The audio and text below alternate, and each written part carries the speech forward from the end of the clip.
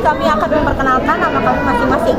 Perkenalkan, nama saya Lilis Kristina Ninggolan sebagai reporter. Perkenalkan, nama saya Chelsea Melania sebagai kameramen. Perkenalkan, nama saya Melanie Bella sebagai editor. Perkenalkan, nama saya Feni Rohanuli Basa sebagai natulen. Selamat siang Bapak. Selamat siang. Perkenalkan, saya Lilis Kristina Nenggolan dari kelas 11 S12 sebagai reporter dari tugas sosiologi kali ini. Di sini saya akan mewawancarai Bapak mengenai konflik-konflik yang ada di sekolah ini. Apakah Bapak bersedia? Coba saya pengen tahu konflik apa sih sebetulnya yang mau ditanyakan sama adik-adik ini? Iya. Yang pertama, kita akan bertanya mengenai apa aja sih konflik-konflik yang pernah terjadi di sekolah ini? Konflik yang pernah terjadi maksudnya itu dari siswanya apa bagaimana? Iya, dari siswanya boleh, terserah Bapak. Jenis-jenisnya kalau misalnya ada. Kalau saya alamin sebagai pendidik ya, itu biasanya mereka itu timbul suatu permasalahan. Entahlah ini disebut konflik atau tidak ya.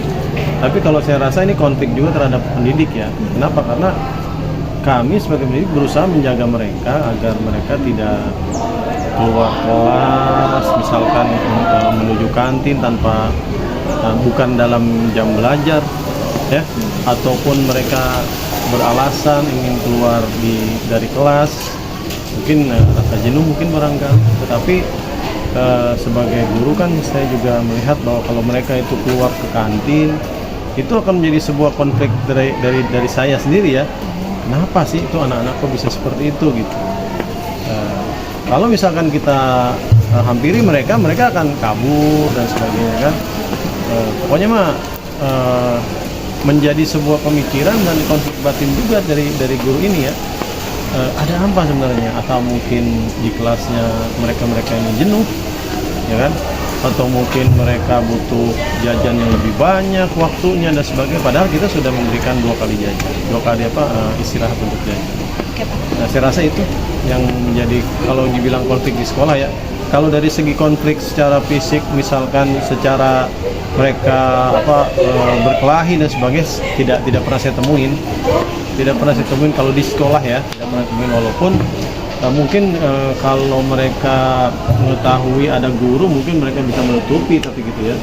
Tapi yang jelas saya selama saya mengajar anak-anak saya belum pernah melihat mereka itu konflik dalam kelas dalam hal bertengkar dan sebagainya, saya belum melihat.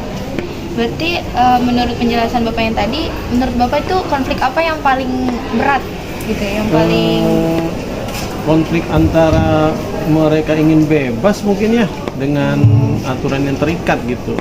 Itu terjadi konflik bagi mereka. Kalau untuk konflik sosial antara mereka dengan teman-temannya ya mungkin belum saya lihat gitu. Cuman mungkin ada ya, tapi kita tidak menemukan. Mungkin mereka juga sering menutupi dan sebagainya.